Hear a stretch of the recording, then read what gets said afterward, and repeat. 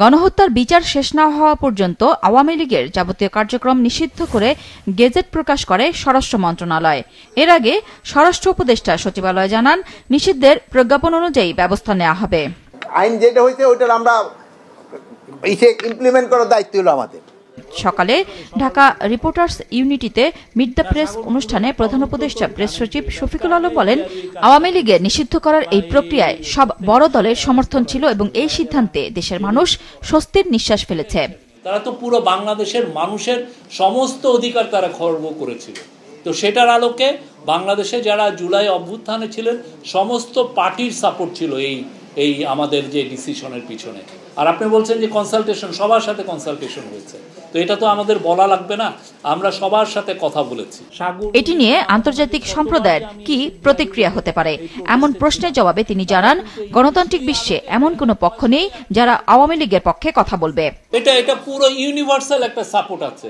সবাই জানে যে এদের দ্বারা কারো কোনো ধরনের কোনো হিউম্যান রাইটস ছিল না।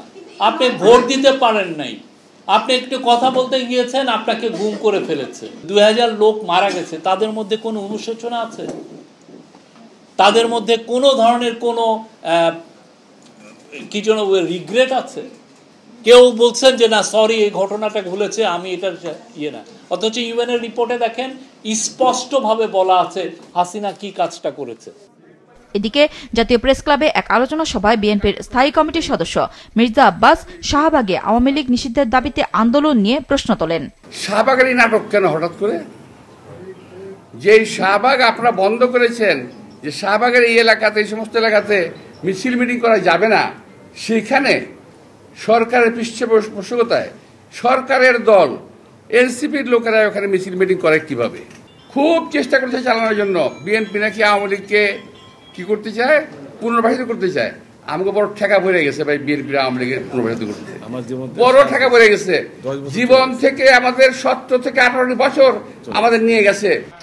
এদিকে রাজধানীর আগারগাঁওয়ে নির্বাচন ভবনে কার্টার সেন্টারের প্রতিনিধি দলের সঙ্গে বৈঠক শেষে সাংবাদিকদের প্রধান নির্বাচন কমিশনার জানান, আওয়ামী লীগের কার্যক্রম নিষিদ্ধ সংক্রান্ত গেজেট হাতে পেলেই দলটির নিবন্ধন বিষয়ে সিদ্ধান্ত নেওয়া হবে। সরকারের গেজেটটা আমাদের কাছে আসলে আমরা তখন এটা বসে সিদ্ধান্ত নিব। এখন আমরা সিদ্ধান্ত নিতে পারি না, কারণ সরকার তো একটা আপনাদের মুখে শুনছি, পত্রপত্রিকায় দেখছি, টেলিভিশনে দেখছি, কিন্তু ওইটা আর অফিসিয়াল ডকুমেন্টটা না পাওয়া পর্যন্ত আমরা এক্স্যাক্টলি কি হয়েছে এটা তো বলতে পারছি না। আন্তর্জাতিক অপরাধ ট্রাইব্যুনালে আওয়ামী লীগ ও এর নেতাদের বিচার কাজ শেষ না হওয়া পর্যন্ত সন্ত্রাস বিরোধী আইনের অধীনে সাইবার স্পেস সহ দলটির যাবতীয় কার্যক্রম নিষিদ্ধ করার সিদ্ধান্ত গত শনিবার রাতে নেয় অন্তর্বর্তী সরকার। আওয়ামী লীগের যাবতীয় কার্যক্রম। নুরুন নাহার বিলি, মাচাঙা সংবাদ, ঢাকা।